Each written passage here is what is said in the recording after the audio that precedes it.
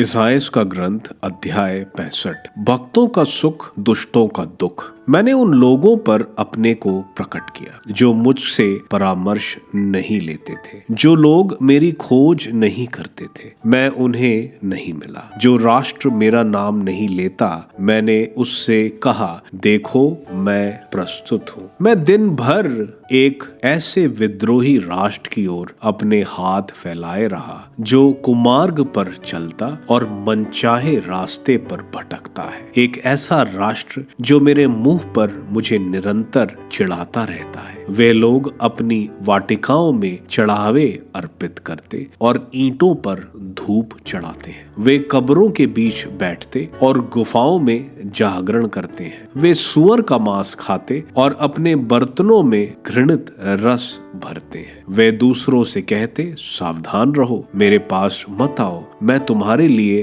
परम पवित्र हूँ। ऐसे लोग धुएं की तरह, दिन भर जलती अग्नि की तरह मेरे नाक में दम करते हैं। देखो, मेरे सामने यह लिखा हुआ है, मैं तब तक मौन नहीं रहूंगा जब तक मैं उनसे उनके अधर्म का, उनकी अपनी और उनके पूर्वजों की दुष्टता का पूरा पूरा बदला नहीं चुकाऊंगा। यह प्रभु का कथन है, जो पहाड़ों पर सुगंधित धूप चढ़ाते और पहाड़ियों पर मेरा उपहास करते हैं। मैं उनसे उनके पुराने कुकर्मों का पूरा पूरा बदला चुकाऊंगा। प्रभु यह कहता है, जब तक अंगूर के गुच्छे में रस होता है, लोग कहते हैं उसे नष्ट मत करो, उसमें अब तक आशीष मौजूद है। मैं अपने सेवकों के कारण ऐसा ही करूंगा। मैं सबका विनाश नहीं करूंगा। मैं याकूब से वंशजों को उत्पन्न करूंगा और यूदा से अपने पर्वतों के अधिकारी को।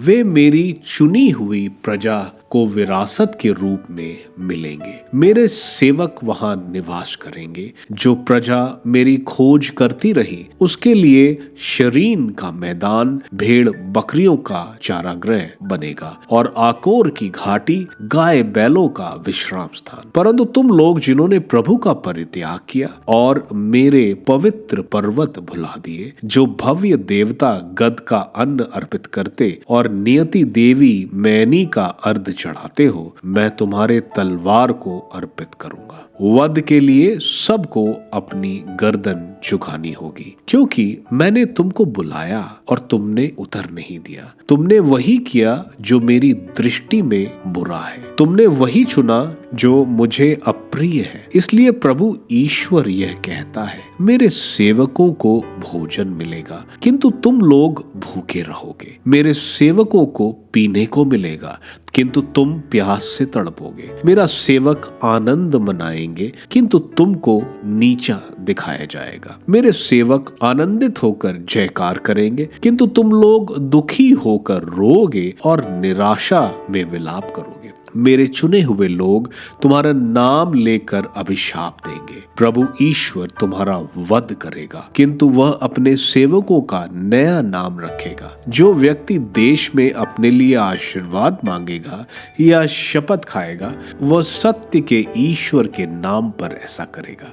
क्योंकि अतीत के कष्ट भुला दिए गए हैं, वह मेरी आंखों से ओझल हो गए हैं। नई सृष्टि। मैं एक नए आकाश और एक नई पृथ्वी की सृष्टि करूंगा। पुरानी बातें भुला दी जाएंगी, उन्हें कोई याद नहीं करेगा। मेरी उस सृष्टि में सदा आनंद और उल्लास रहेगा। मैं यरूशलेम को आनंदित और उसकी प्रजा को उल्लसित करूंगा। तब यरूशलेम मुझे आनंद प्रदान करेगा और मेरी प्रजा मेरे उल्लास का कारण बनेगी। उसमें फिर ना कोई रुदान सुनाई देगा और ना विलाप। वहां ना तो कोई ऐसा शिशु मिलेगा जो थोड़े ही दिन तक जीवित रहे, और ना कोई ऐसा वृद्ध जो अपने दिन पूरे ना कर पाए। हर युवक 100 वर्ष तक जीवित रहेगा। जो उस उम्र तक नहीं पहुंचता, वह शपित माना जाएगा। वे घर बनाएंगे और उनमें निवास करेंगे। वे दाखबारियां लगाएंगे